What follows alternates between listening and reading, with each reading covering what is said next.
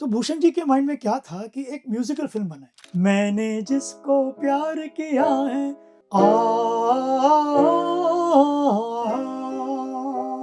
Arranger वो violin का notation उनको देता था, फिर पहले रिदम सेक्शन करते थे। आपकी एक फिल्म है सर मुस्कान, जी, जिसका गाना है वो सब जाने मन यस, यस, चुपके, या फिर वो मैंने जिसको दिल ये दिया है जी, वो हो तुम। जी, मैं चाहता हूँ इस फिल्म के बारे में बात करें, और इसके बाद फिर हम लोग अगम कुमार निगम का वो जो पूरा बेवफाई वाला जो पूरा चला, जी, बेवफाई, एक और बेवफाई, फिर बेवफाई, वो बेवफाई, उस पे भी हम लोग आएंगे सर। बट जी। उससे पहले मैं चाहता हूँ मुस्कान फिल्म, उसके गानों पे चर्चा हो जाए सर। तो भूषण जी के माइंड में क्या था कि एक म्यूजिकल फिल्म बनाए और यू गिव योर स्टाइल। तो भूषण जी ने क्या बोला कि मुझे आपके स्टाइल के गाने चाहिए। मुझे अच्छी तरह याद है, वो भी जो ऑफिस में हम लोग सिटिंग करते थे। तो हम लोग ने मनीष रोहित से स्क्रिप्ट सुना और हमारे पास भी कुछ गाने थे जो हमको लगते थे कि ये बहुत अच्छे गाने हैं। क्योंकि हम लोग खुद है ना, we were fans of R D Burman ji, Laxmikant. तो जो गाने हम लोग, जो हमारे स्टॉक के गाने थे, वो एक एक करके उस सिचुएशन में गया। जैसे मैंने जिसको दिल ये दिया है, दिल ये दिया है, मैंने जिसको प्यार किया है, वो हो तुम, वो हो तुम, वो हो तुम, वो हो तुम। करेक्ट। क्या बात। तो इमीडिएटली भूषण जी को अच्छा लगा और ये जो सिटिंग्स होते थे, मैं रियली बोल रहा हूँ कि 2-2 दिन में एक पूरे फिल्म की म्यूजिक खत्म होती थी। अगर पसंद आया तो आया, नहीं आया तो साइड में रख दो। उसमें कोई ऐसा नहीं था कि ये कर दो, वो कर दो, ये कर दो, ये रख दो।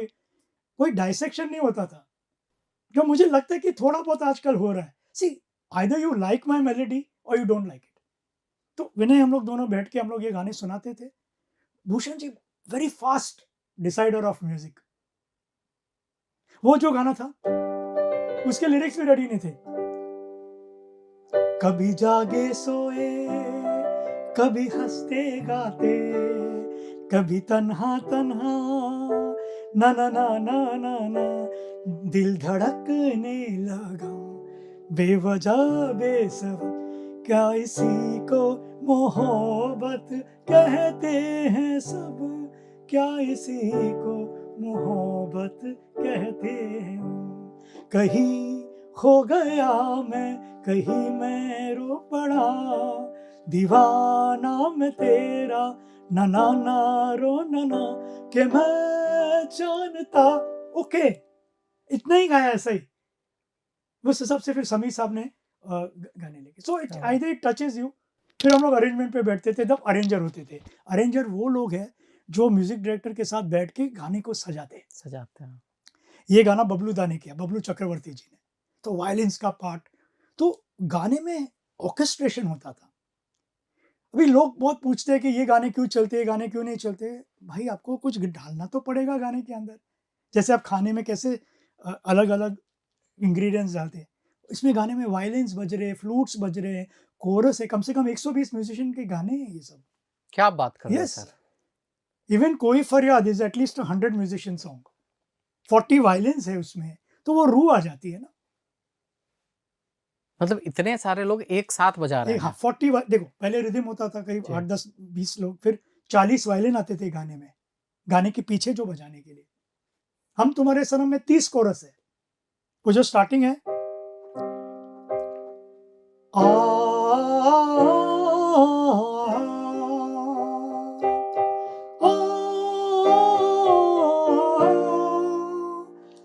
आ,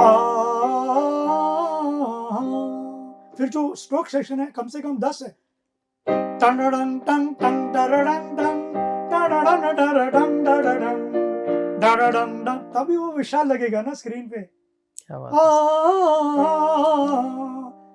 हम तुम्हार, तो ऑर्केस्ट्रेशन भी चीज है।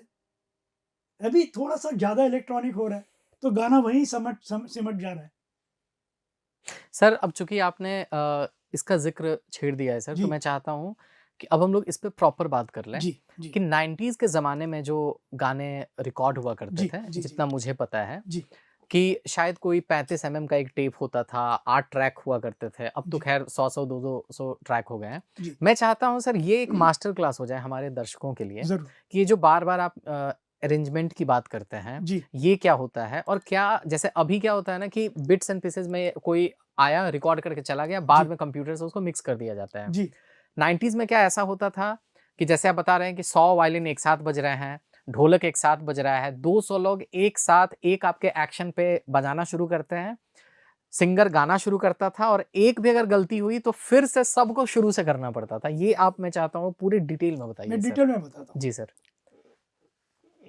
देखो, सबसे पहले एक सेटिंग होती थी, एक ढोलक, एक तबला और कोई भी या कॉन्गो, गाना पास होता था, करेक्ट? उसके बाद एक और आदमी की एंट्री होती थी, जो है म्यूज़िक अरेंजर। वो म्यूज़िक डायरेक्टर को हेल्प करता था, वो नोटेशन लिख पा तो वो ट्यून हम लोग वो अरेंजर को सुनाते थे। जैसे सुरेश लालवानी जी, जिन्होंने तुम बिन किया, बबलू चक्रवर्ती जी ने, जिन्होंने हम तुम्हारे संग, हुँ, वो आपके साथ बैठेंगे, मैं गुनगुनाऊँगा, हम लोग स्केल फाइनल करेंगे हुँ, कि मैं चाहता हूँ कि ये अनुराधा जी गाएँगी हुँ, गाना, करेक्ट? तो वो हम अपना सोच उनको बता देंगे कि हम लोग ने ये सोचा है। प्रोड्यूसर भी बता देंगे, डायरेक्टर भी बता देगा। ठीक है। वो गाना वो लिखे जाएगा, वो अपने हिसाब से पहले वो म्यूज़िक पार्ट्स बनाएँगे। अगर संगीतकार के कोई पार्ट्स है, जैसे कुछ-कुछ चीज़ मैं भी बनाता था कभी कि टनडंग टंग टनडंग डडंग टंग टनडंग, तो वो जोड़ लेता था, वो लिख लेता था। वो घर पे जाके वो ट्यून को पूरा अरेंज करता था, आपको सुनाता था कि देखो मैं गाना ऐसे सोच रहा हूँ, ऐसा रिदम पैटर्न है। तक जिंग चिक्का चिक जिंग जिंग चिक्का चिक जिंग, ऐसा एक ढोलक, फिर डिग डिग डिग डिग डिग टिंग चिकिंग, फिर ऐसा वो गाता था म्यूजिक, आ रा रा धा रा रा दा रा रा रा रा रा रा रा। अरेंजर ये म्यूजिक बनाता था 90%। तो किसी एक और आदमी की कंट्रीब्यूशन आती थी गाने में, फिर वो सब फ्लूट का पार्ट भी बनाता, मुंह से आपको सब लिरिक्स देख के वो बताता था, ऐसा एक फ्लूट का पार्ट आएगा, आपको जमता है क्या, ये कैसा लग रहा है? प्रोड्यूसर भी सुनता था, डायरेक्टर भी सुनता था, अरे वाह! बहुत अच्छा है। तो हम लोग को उसी समय हम लोग को पता चलता था गाना क्या होने वाला है। क्या थोड़ा बात बहुत लय वो रिकॉर्ड करता था वॉकमैन पे, बाद में मेट्रोनोम आ गया, तो इस हिसाब से फिर एक मैसेंजर होता था, उसका काम था म्यूज़िशियंस को बुक करना। हम लोग हुँ, बोलते थे इस गाने में हमको 40 वायलिन चाहिए, 8 चेलो चाहिए, स्ट्रोक सेक्शन चाहिए, मैंडोलिन, तो एक स्ट्रक्चर होके बजट बनता था। क्या बात है। करेक्ट? 90s में गाना फ़िल्म के टेप पे रिकॉर्ड होता था। जो हुँ, फ़िल्म का टेप है, उसको हुँ, स्पॉकेट में होता था। हुँ, हुँ। तो ऐसे 16 ट्रैक तक सनी सुपर साउंड में था। हुँ। लेकिन गाना फ़िल्म पे रिकॉर्ड होता था, फ़िल्म के टेप पे। सॉरी सर मैं आपको कट कर रहा हूँ। ये जी, सोलो ट्रैक मतलब क्या हुआ? हाँ। एक ट्रैक पूरा वायलिन का, एक ट्रैक नहीं, नहीं, नहीं, तबले का नहीं, क्या? देखो क्या है कि एक टेप में 4 ट्रैक होते थे, ठीक है। करेक्ट? तो 4 ट्रैक आप 16 ट्रैक तक जा सकते थे। हुँ। कुछ स्टूडियोज़ थे जैसे बॉम्बे लैब, जहाँ हम लोग ने गाना रिकॉर्ड किया था, मेरी पैंट भी सेक्सी, मेरी शर्ट भी सेक्सी। वो भी आपका गाना है हाँ, गोविंदा वाला, हम लोग बात हाँ, करेंगे उस पे। हाँ, वो गाने में सिर्फ़ 6 ट्रैक थे, जो अभी अपने पास 200 ट्रैक है ना, हमको 6 ट्रैक में पूरे ऑर्केस्ट्रा को डब करना था, तो प्लानिंग बहुत ज़रूरी था। तो आपको स्टूडियो टू स्टूडियो आपको अपना ट्रैक प्लानिंग करना पड़ता था। कुछ-कुछ जगह पे आपको ऑलमोस्ट लाइव रिकॉर्डिंग करना पड़ता था। लाइव रिकॉर्डिंग क्या हुआ सर? क्या? लाइव रिकॉर्डिंग में क्या होता था, सब म्यूज़िशियन एक साथ आते थे, बहुत बड़ा हॉल होता था, यहाँ रिदम रिकॉर्ड होता था पहले, करेक्ट? उनका रिहर्सल होता था, फिर वायलिन सेक्शन का रिहर्सल होता था। सब अलग-अलग अपना प्रैक्टिस कर रहे हैं।